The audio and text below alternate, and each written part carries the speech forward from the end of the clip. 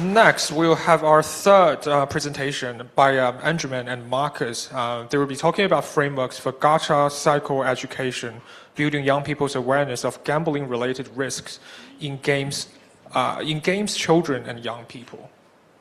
So we do the applause in advance this time.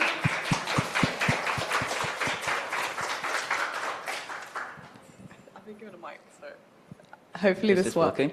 Yeah, it works. Okay. Hi guys, my name is Anjum and I am a wellbeing coordinator. I'm also an interrupting medical student from King's College London.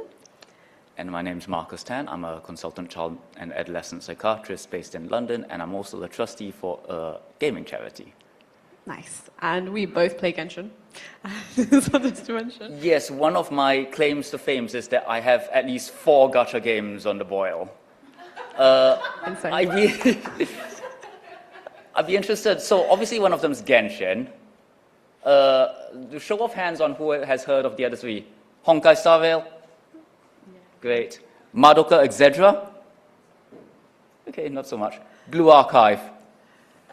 Well, that was the big reaction. Yes, I know. I anticipated that, and that is something I will try to cover slightly later on. But yes, I mean, obviously I've done this, even despite being a child psychiatrist. I mean, it's really nice to be able to come here to talk about, something that's so close to my heart, because I do think there is a relation to clinical work as well. Yeah.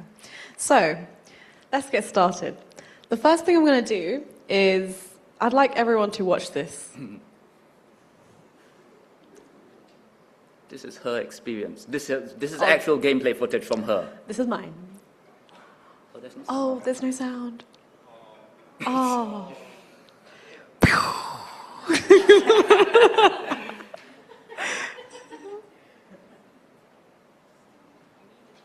Yeah.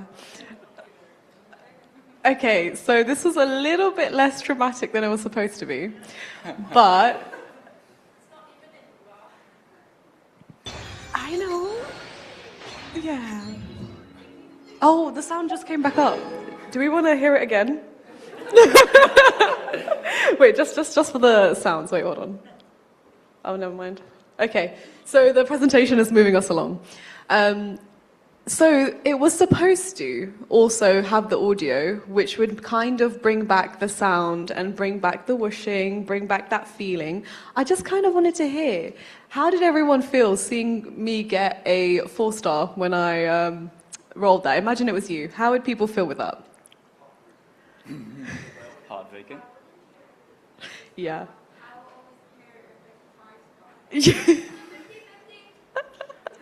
Yeah, my 50-50 has been kiki to me times, so, but yeah, okay.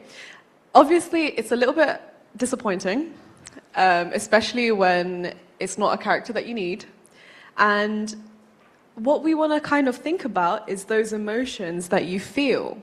Now, everyone here, as adults, we all have a certain amount of perspective that we can have on this role that we've done. We can think, oh, wait, okay, so that role's ended. I had this much chance of getting it. You can kind of perceive that. But for younger people, that's actually a lot more different. So we're going to talk a little bit today about what are gacha games and loot boxes, though everyone here knows quite a lot about that, so maybe not. A little bit about variable ratio reinforcement, which is a big thing for us. Parasocial relationships in games, in gacha games. The vulnerability of young people, why they are our focus, and particularly those in CAMS. So CAMS is Child and Adolescent Mental Health Services in London, and that is primarily what Marcus works with. It's an acronym. Various places I've realized don't call it that. Like, for example, in Australia, they'll call it CAP, Child and Adolescent Psychiatry, but similar, mental health services dedicated for kids. Yes. And what our main thing is trying to create a framework so that we can create a psychoeducation for this use. And we'll also just have a little bit of a reflection on what is healthy gaming and what does it look like for you. So why young people and why CAMS? The first thing I'd want to say is, obviously, with younger people, with children, they have a developmental immaturity. So their prefrontal cortex is not developed as much. It hasn't, it's still developing until quite a while. And this can impair their probability reasoning. So for example, say you can tell that, oh, there's a 70% chance of me getting this. For a lot of children, they might not have that. They can't perceive that percentage. Future discounting is like this idea that, oh, I'm gonna save what I have now to help me later. Have you guys all heard of that marshmallow experiment? Where you have a child and then you put a marshmallow and you say, hey, don't eat it. You can have 10 when I come back, but don't eat it now. A lot of children do end up eating it because they're not thinking about that person later. That future self is someone else. That's a dissociation. That happens a lot with younger people. Sorry. And inhibitory control. So the fact that you can sort of have an idea of, oh, I want to not do this, and you can control yourself. A lot of young people might not have that and can not have that. And the consequence of this is that it can create like this gambling-like reinforcement in these games, and they won't even know. They'll have these games and have this tiny little sort of gacha element to it, and they won't even realize it's gambling. Whereas we might have that insight for ourselves. It's a little bit of a sliding scale, to be honest, because we have very childish adults, you have very mature children, but this is our general focus. And in particular, children in mental health services, they have less well-developed impulsivity control. They're a little bit less able to control those impulses that we might be able to, and potentially have more of a sensation seeking. So they'll be more likely to be looking for that feeling. Like, when that roll happened, it's like that, oh, what's gonna happen? So we seek that a bit more. So that's the reason why we are choosing this focus. And to say a little bit about psychoeducation, so the first thing to say, it's like when I came to this conference and I got this talk accepted, I realized I needed to define it. But it's one of those things in medical school you don't think about defining because you do it with everyone. Psychoeducation, basically, broadly speaking, is what you tell your patient about what your disorder is. And you do it with everyone. Like when you do your medical student exams, that's the first thing. Person has depression, schizophrenia, personality disorder, doesn't matter. The first thing you do is you need to talk to them about what that is. And I think the beauty of this approach then as well, and this is applied to gambling, is that it sidesteps this issue of, are we calling this a disorder or not? It doesn't matter because I think every young person who gets involved with games, and as we know, a lot of people are, needs to know about this and needs to know about these risks. And on the slide, I don't think we need to preach this too much, but there is a lot of roles in how this encourages healthy behavior, reduces stigma and shame around gambling, mental illness, and potentially will kind of encourage more healthy gaming in general. So, the first thing we did, we had two phases we have two phases for this project. The first phase was to sort of test out what sort of a framework that we've come up with already. So the kind of things we believe we would want to teach people about. And this was actually delivered to students in a London university. We collaborated with an anime and manga society and a gaming society. So in collaboration, it was to a group of students. It was a group of 11. So obviously that's a limitation. Numbers is a limitation, but it was a mixed gender group, and it was actually quite, they were all engaged. So that was really good. Out of that number, 4 said that they only play gacha games and not loot boxes. And then when we kind of evaluated how they found that session using 6 statements, which we talk about later. Shall we show quickly? What follows next is the slides, actually, that we delivered for the Gacha Psychoeducation. I'm going to whiz through these really quickly because I think this has been covered for basically literally the past few talks, actually. Yeah. This one maybe not so much, but I find it very interesting, this distinction between gacha games versus loot boxes. Every time I ask someone, are these the same thing or not, I always get a different answer, and I feel that's really interesting because I don't think that has quite been settled in literature, and that's also something I put to the students as well. What do they think? Do you identify with one or not the other? And I felt that was quite important given that a lot of the legislation references loot boxes, but not necessarily gacha, so it's a kind of like, okay, when people are talking about loot boxes, it applies to you guys as well, Genshin players, that kind of message. This is the next thing I made them think about as well. What makes banners attractive? Things like, for example, the sound earlier in that banner was also quite important to the experience because it's not just the visuals and the actual cognitive, did I get her or not? It's also everything else, the entire ecosystem, and I wanted to make them aware of that too. Or shall we do this one?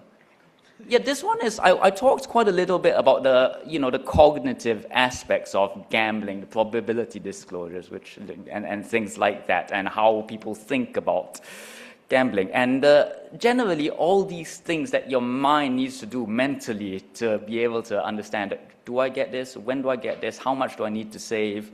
And all the psychological tricks and traps that this company has basically refined literally to a science to be able to make people do this and helping them be aware of that. And ultimately, I don't know about you, but I think most people feel like this, like just so overwhelmed. So yeah, just helping them be aware of that, like, don't be too taken in, as it were. Yeah. And particularly in terms of the variable ratio reinforcement model, this is something that we spoke about quite a lot in the presentation. And we tried to tell them that this is something that comes in different forms. Like the idea that you don't know the percentage of what you're getting. It changes. You can't think, oh, I've got a 50% chance of getting this. No, you might have a 10%. You might have a 0.0001% chance. And the thing is, this isn't just in your characters. This is in your artifact rolls. This is in the mob drops. This is in the skins. This is in Pokemon, your chances of meeting like a rare Pokemon. Like, it's in every aspect of games, not just even in Genshin. Like, it's present. And being aware is really important, that this is what you're consuming. So this is something that we found quite interesting, which is like your virtual time and your virtual currency, it is your real time and your real world currency as well, because your time is also money, So, the money. So obviously this is we'll just quickly go over this because we've heard a lot about the money, but obviously this whole idea of having a variable ratio element, this was all designed to rake in the money. It's because when did we switch from having games that we paid 30 quid for and just having it as a one-time purchase? Now we don't have that. Now it's like, I'm going to have a free game that I'm going to spend hundreds of pounds on. So, but the thing is, that's more money for the companies. So this is something we talked a little bit about, but we also talked about the fact that Genshin took that and added parasocial attachment. Okay, we've got 3 minutes, just do this really quickly. But yeah, I wanted to kind of bring this to people's awareness as well, because the fact that you don't just play these games as a game, as it were, there is a collecting aspect to it. And I think this really resonated a lot with them, actually. So yes, I think that was positive. The next thing we went to was, so given that there's so many negatives about these games, why do you enjoy these games? So I think that was the aspect of what I wanted to pull people into. And this is where I'm going to talk about Blue Archive. Blue Archive, everyone knows what it is, There's this huge narrative around, it's underage girls, it's sexual. I choose to reject that narrative, and I'm aware this is sounding like someone saying, I play porn for the plot, but I will defend that. Blue Archive does have a good story. But, anyways, from the student's perspective, I wanted them to know, so why are you playing these games? And don't play it because the devs say, this character is great. Don't play it because your friend's saying, oh, just join me. Think for yourself, how do you choose to engage with what this game is offering you? I introduced these slides as well because I thought it was quite interesting thinking about how people thought about games as players. But also the other thing I found, so just to be aware, that's the Bartol's taxonomy of player types. But I find that very interesting, the fact that this idea of parasocial relationships, those who play for stories, are not necessarily included. I wouldn't necessarily call those people as completionists, but I thought that was an interesting gap in the literature. Okay, let's just quickly go through these. So we kind of asked them about how, what does it look like when you're not enjoying the gaming anymore? Ultimately, we want them to be able to control the gaming. And these are the 6 statements that we mentioned earlier that we used in our survey. And we asked them how much do they identify with this? How much do they understand this? the variable ratio reinforcement one was the only one that they didn't really know much about. And I guess that's a technical term, so it makes sense. That's a limitation on our part, as the group we had were very knowledgeable, as are all of you, so it makes sense. So in terms of results of the drama therapy exercise, what we found is that initial video that we played is a form of drama therapy. It's pulling you in and bringing you back to that experience that you had. And what we found is that even those students said that they had control over their gaming, they don't feel like that they're, unable to stop themselves. The adjectives that they used to describe that experience was skeptical, dread, curious. Okay, it is the end, but Finish. but essentially, this is something that we used, and we found that it actually worked really well, and it's something we are hoping to bring forward to our next project, which would be, building the framework to use clinically. So yes, thank you so much for listening. We're sorry we ran out of time, but please read.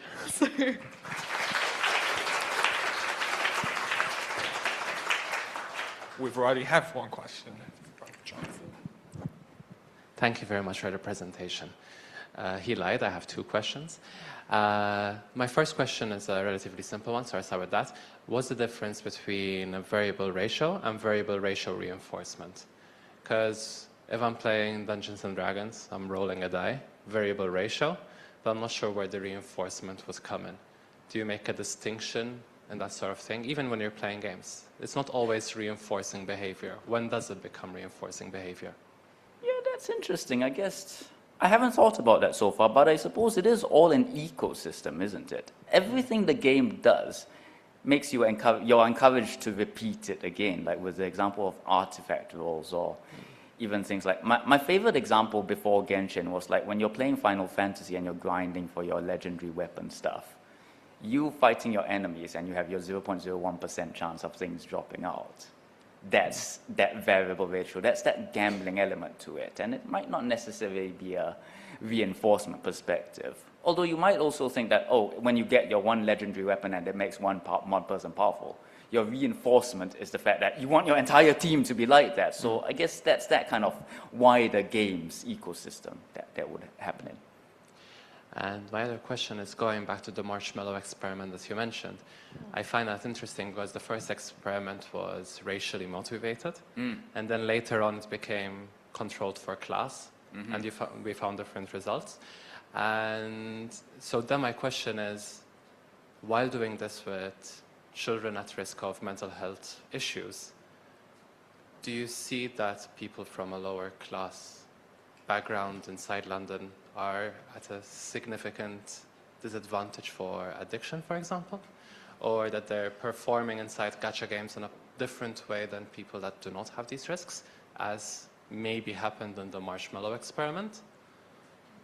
I don't know the data, but I do know, speaking generally, that inner London, particularly where you have lower socioeconomic status, several different layers of disadvantage, they will affect many things, not just gambling. So yeah, I think in some ways it is a recognition that this is a vulnerable population, but also one that also has its own unique needs and challenges, such that, what might have worked for the King's well-educated university students wouldn't work so well for them.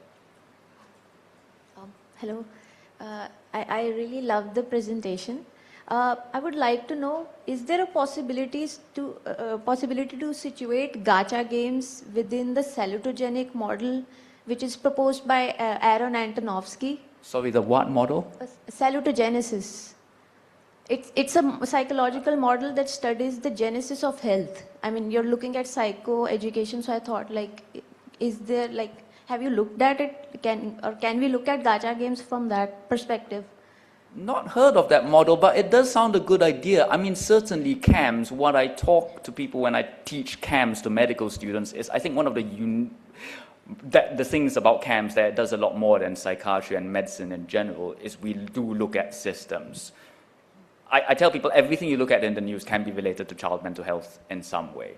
And so again, I think it is about how the society encourages things about things like smartphone use, gambling, probability, disclosures, and money, these things that kind of are tangentially related to gacha, I think there is, that will lead into it too. So thank you. We might have a quick question then. Okay. Thank you for your presentation. I have a question that is related to the parents. During those conversations, was there any mention to how aware the parents were about like gambling and loot boxes? And if not, like how do you view that?